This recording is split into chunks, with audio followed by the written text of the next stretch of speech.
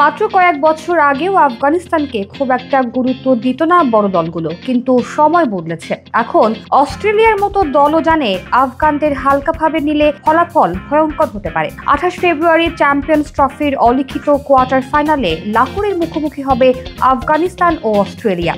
জিতলেই semifinal, আর হারলে আসর থেকে বিদায়।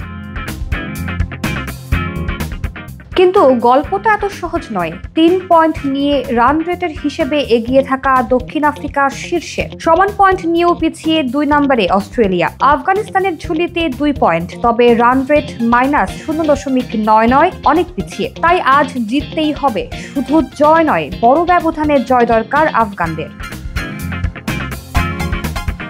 তবে সমস্যা একটাই, লাহোরের আকাশ মেঘে ঢাকা। বৃষ্টি এলে ম্যাচ পরিত্যক্ত হতে পারে, আর সেটা হলে আফগানদের সেমিফাইনালের স্বপ্ন শেষ।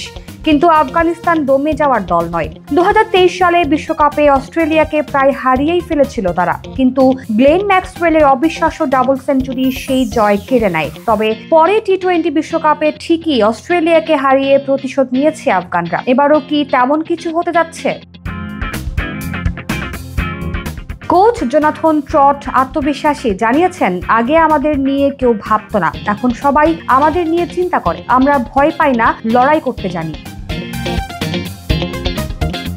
অন্যদিকে অধিনায়ক হাসমতুল্লাহ বলেছেন, আমরা সেমিফাইনালের কথা ভেবে চাপে নেই, আমরা শুধু নিজেদের সেরাটা দিতে চাই। এখন দেখার বিষয়, ইংল্যান্ডের পর অস্ট্রেলিয়াকে হারিয়ে সেমিতে যেতে পারবে কিনা আফগানিস্তান, নাকি আরেকবার লিখবে স্বপ্নভঙ্গের গল্প। উত্তর মিলবে লাহোরের 22 গজে।